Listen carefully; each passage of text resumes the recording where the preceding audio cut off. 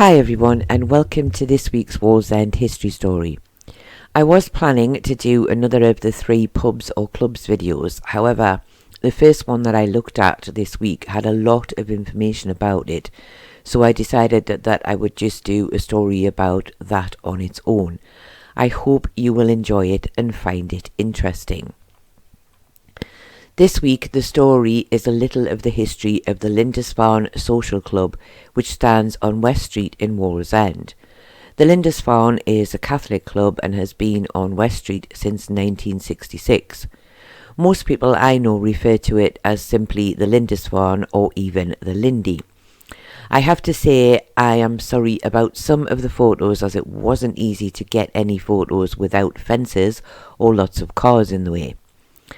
So, as I have just mentioned, the Lindisfarne Club was founded in 1966 after years of planning by a group of local Catholic men, mainly from St Columba's Church in Wallsend.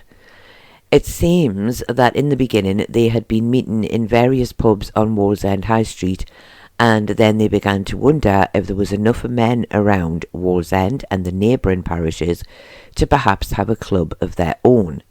So several meetings took place where the idea of a Catholic club was discussed, and this eventually turned into the Lindisfarne Club project. A man by the name of John Hay was the original treasurer, and he would collect 2 shillings a week from each man to help with the cost for the club. Of course, people could give more if they wished to do so, and it was decided that anyone who donated £5 would be a founder member, and anyone donating £1 would become an ordinary member.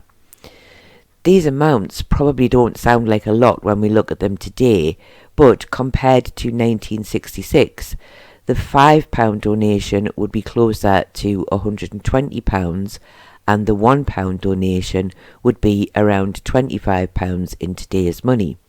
And I have rounded those figures up just a very tiny little bit. Italo Marchi, who, as many of you will know, had an ice cream parlour on Wallsend High Street, was one of the main driving forces behind the building of the club, along with a man by the name of Frank Devine. Now, I am going to have fun with the name Italo Marchi, as I am terrible at pronouncing names. I even went on to Google to see how it was pronounced, but I probably still won't get it right, so do please forgive me if it sounds wrong, as I tend to hear most people pronounce it as Marchi, but Google said it was Marchi. The Reverend Dr. Kelly, who I assume was from St Columba's Church, gave his support to the club, and I am sure it would have been very important to the committee to have the support of their church. But sadly, the Reverend Dr. Kelly died before the club was opened, so he never got to see the results of his parishioners' hard work. The next step for the newly formed committee was to find a suitable location for the club to be built, and it was hoped that they would be able to use some land on West Street. This was currently, at the time in 1966, obviously not now, owned by Wallsend Co-op and actually leased to Newcastle United Football Club. However, it seems that things were sorted out and some of the land was secured. Obviously, it was not going to be possible to raise enough money from the members alone to build the club, so after trying several breweries and being turned down, Vaux Limited of Sunderland were contacted, and they met with the committee, and after a few meetings, Vaux said they would indeed finance the project. The new committee of the Lindisfarne then borrowed £45,000 from the brewery, and by the time all of the extras such as interior furnishings and the car parking had been added, the total cost would be around £50,000, though it is possible that it was a little bit over this. And for those who want to know, this would be around £1,200,000 today. So obviously it was quite a lot of money. Building work began in March of 1966. The builders were Snowden Brothers of Sunderland. However, I have not been able to find out who the architects were, so if anyone knows, do please let me know in the comments. To help with the building and running costs, there would be many fundraising events held. Italo Marchi organised many social evenings, dances and outings. I would assume that they would have been very popular at the time, and the newspaper archives seem to be full of adverts for dances to be held at the Lindisfarne in the 60s. The committee also decided to include what was to be called a grill room in the club to provide meals for members and their guests. At the time, this was something quite new, as most social clubs were usually just for drinking and entertainment.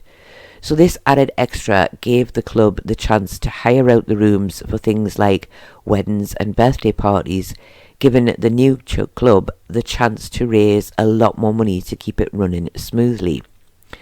I believe that it may still be known as a grill room, so if anyone can confirm this, do please let me know.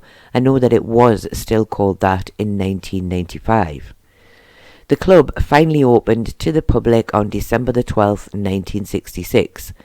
I had hoped to find details in the old newspapers of its opening, however I wasn't able to find anything, so I can't describe what it was like inside when it first opened, but I do hope that the colour scheme was a little more subtle than the colour scheme at the Rising Sun Hotel that I talked about last week.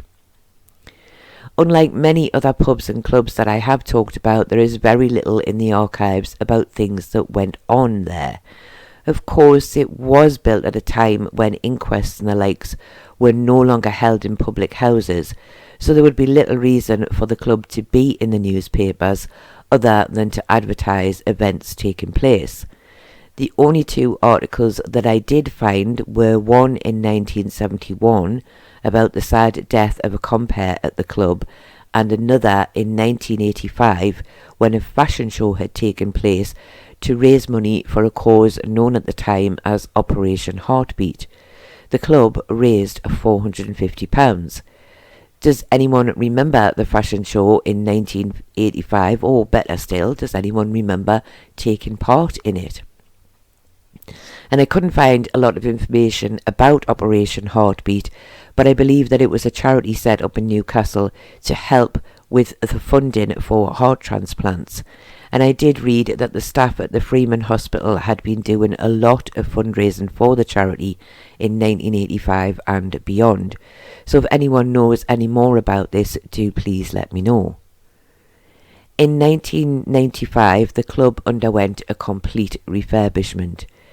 It would seem that although they had been in business for many years, they had never really been able to afford to have the place refurbished. But the co-op, who still owned the land next to the club, had sold the remaining land to house builders Barrett's, and in doing so, the Lindisfarne was able to sell a small part of their own land to allow Barrett's to create an access road to the new houses, and the money for the sale of the land enabled them to do up their beloved club, only needing a little help from the brewery to cover the full costs. But ever keen to involve their members, a lot of the work was done by them. Of course, as was said at the time, they did employ builders to do the main construction work, and the whole job took 6 months to complete. And the club once again opened in December in time for the anniversary of their first ever opening. And it was said that at the time they had been working hard to be able to open the club again on the anniversary, and it seems that the help of the professionals had meant that they had been able to achieve this. A company who did a lot of work on the club, known as CDC, or Complete Design Contracts, said they had been very impressed with the quality of work done by the club members. They went on, CDC, to completely refurbish the lounge with a new floor, Axminster carpet, new decorating, refurbishing the seats and adding a brand new mahogany bar area. The club steward at the time, a Mr. Dave Harrison, said they had been so impressed with the work of CDC that they asked them to also fit a new bar in the concert room. The entire cost of the refurbishment had been £150,000, and I am sure that you know what I'm going to say here. Today that would be around £370,000. The reopening night included some interesting beer prices, with pints on offer for 75 pence and spirits for 50 pence. It was said many members had sore heads the next day. They also had a comedian and a singer on that night, which was apparently unusual as they didn't often hire people to entertain the members, preferring to have their own entertainers. But as this was a special occasion, they decided to splash out a little. It was said that there was a very good turnout of members on the night, and they were all very impressed with their new look club. As of 2023, the Lindisfarne is still open and still trading as a club, and based on my recent trip to get some photos of the building, I would also say that it is still very well used and a very busy club. The Lindisfarne is a club that I have never actually been in, although it is possible when I was a child that I might have been there if they had held any what we used to call jumble sales, but I have never been there for a drink or a party. But I am sure that many of you listening and watching this will have been there and possibly still go there, so do let me know your memories of the Lindisfarne in the comments below. I do hope that you have enjoyed this brief history of the club and found it interesting. I do thank you all very much for watching, and I hope to see you all again very soon.